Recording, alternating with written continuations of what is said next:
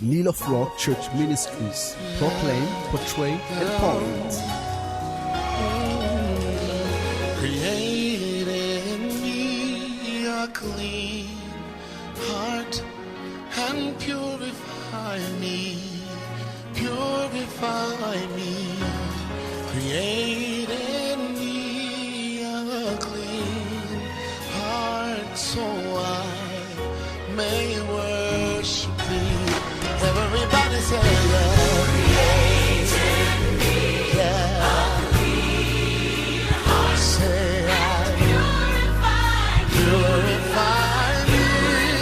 Oh, create in me a clean heart so I may worship. Say now, create in me a clean heart. Yeah.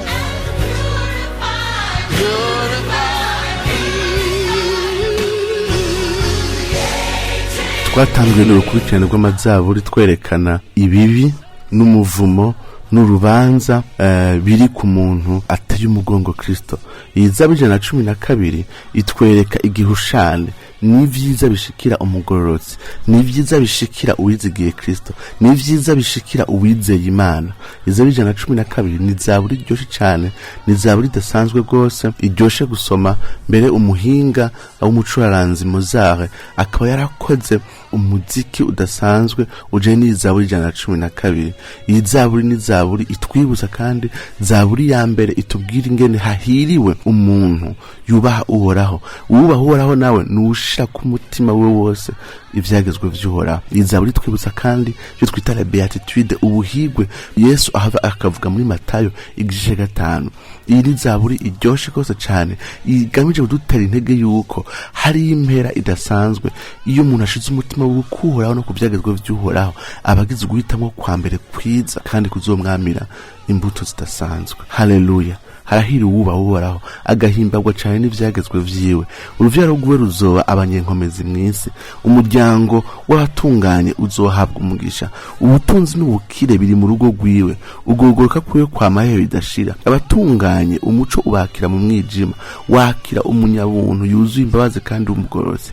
Harahiri uwugira neza akagurana abandi, agakora ibikorwa vyiwe uburyo butunganye, kuko atazokwigera nyiganyizwa. Umugororotsi azokwibukwa ibihe bidashira, ntazotinya inkurumbi. Umutima wiwe urashikamye wizigiye Uhoraho, umutima wiwe urahamangiye ntazotinya, gushisaho azokwibonera abansi biwe. Yatanze isabagira yahaye abakene, ugoroka kwiwe kwa mahehe bidashira. Inkomezi ziwe zizoshigwa hejuru mu cubahiro. Umunyakibi azobiraba ababare, azojyanya insya z'amenyo ashire ayonga. Ivyifuzo by'umunyakibi bizoba ubusa. Nyuma y'akano karirimbo duce tugakora gatoya.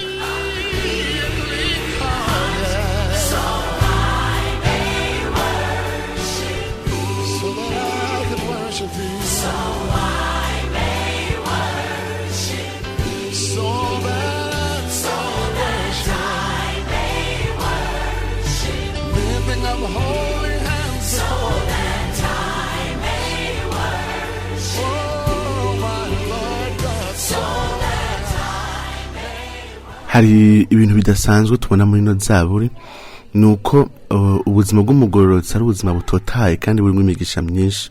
Naho tudashobora kwitega yuko tukiri hano ku isi vyose bica bishika ukunyene iyi zaburi iriko irabivuga. Icyumviro rusange tugumana nuko haba mu buzima cyangwa mu buzima buzoza, amahoro n'umugisha bifatanye n'umugororotsi kandi bikurikira umugororotsi. Iyi zaburi twibutsa yuko naho ivuga ibintu bitari bike y'ivyiza umugororotsi akora, nk'ibikorwa byo gufasha, byo gushigikira abagowe, gutanga, kugurana. Ikindi gikomeye ni kuraba yuko ubu buzima bw'uyu mugororotsi bwanduruka mw'isezerano afitanye n'Imana, bwanduruka mu gikorwa Imana yakoze muri we. Umuntu ashobora kwigana ibintu bikorwa vyiza vyose, ariko umutima we utarahirwa kandi atarinjira mu isezerano ry'Imana. Tubuze kuri Zaburi 112 yatanguye kuririmbwa kandi yakoreshwa kenshi mu bihe Abisirayeli babaje mu minsi mikuru yo guhimbaza umunsi mukuru w'insago. Ni igihe Abisirayeli bibuka imyaka 40 bamaze bagendagenda mu bugaragwa. Inyuma y'aho Imana yabahaye igihugu baracubaka, baba mu nzu zigezweho, ariko rimwe mu mwaka barahimbaza umunsi mukuru w'insago, bakamara indwi yose bubatse utuntu tw'utuzu dusa n'utuzu barimwo mu bugaragwa, bagendera mu bugaragwa, bakubaka utuntu tumeze nk'utuite, utuntu tw'uduhema dukozwe mu bibabi, mu tuntu nyene tudafasha, hanyuma hejuru bagasiga huguruye kugira ngo bahereze ishimwe Imana. Ni zaburi yakunda kuririmbwa muri iyo minsi mikuru y'insago, kandi naho iyo zaburi yavutse. Niyo mpamvu yugurura ivuga ngo haleluya, ni umutima w'ishimwe kubera Imana yinjije abantu mu isezerano. Ubuzima bwose umugorotsi abaye mu buhagaze mu gikorwa kidasanzwe c'Imana yo yatanguje cyo kwinjiza ubwoko bwayo mu isezerano. Ubwa kabiri tubona nuko uyu mugorotsi ibimuranga akunda ivyagezwe vy'Uhoraho, akunda ijambo ry'Imana. Icerekana ko umuntu yinjiye mu izano ry'Imana arahimbagwa n'ivyagezwe vy'Uhoraho, aranezererwa ico Imana ivuga, ntaharira n'ico Imana ivuga, ntiyumva yosubiriza ico Imana ivuga n'ivyumviro vyiwe, ntiyumva yosubiriza ico Imana ivuga n'imico yiwe, nuko yakuze, n'impanuro z'abagenzi canke z'abavyeyi, canke w'ivyo ashaka bimunezera, bimuhimbara, bimworohereza. Arahimbagwa Uhoraho, arahimbagwa ivyagezwe vy'Uhoraho. Ntapfa kubikora gusa, ntapfa kubishitsa, ntapfa gukora ico Imana ivuga gusa, mugabo yijiriwe, arahimbagwa n'ivyagezwe vy'Uhoraho. Ubwa kabiri tubona muri no zaburi nuko umugorotsi arangwa no gutanga, arangwa no kugira ubuntu.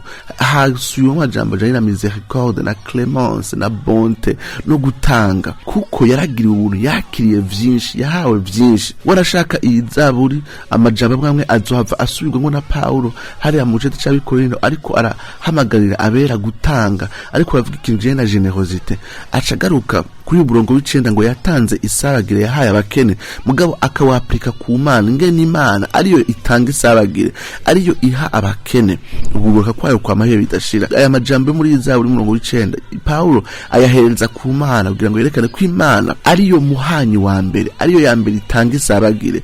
Nubwo umugorotsi arangwa no gutanga isaragire, arangwa n'umutima wa generosité, arangwa n'umutima w'ubuntu, nuko nawe yagiriwe ubuntu budasanzwe, nuko nawe yahawe n'Imana itanga isaragire. Dusanga rero umugorotsi n'umuntu ashushanijwe n'akameremere k'Imana, k'urukundo, k'imbabazi, k'impuhwe. Dusanga rero hano kuko Paulo akoresha umurongo w'icenda akawaplika ku Mana, kandi Dawidi nawe akawaplika ku mugorotsi.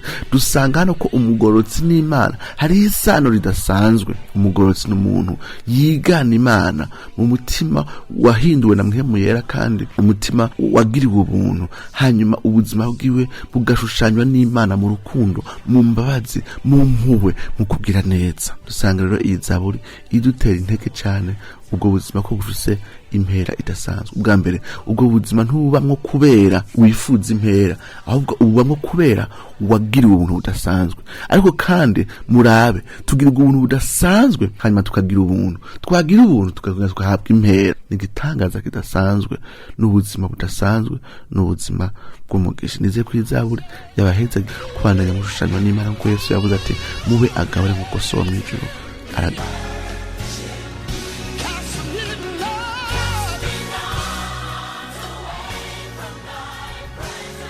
Lila Flock Church Ministries proclaim, portray, and point.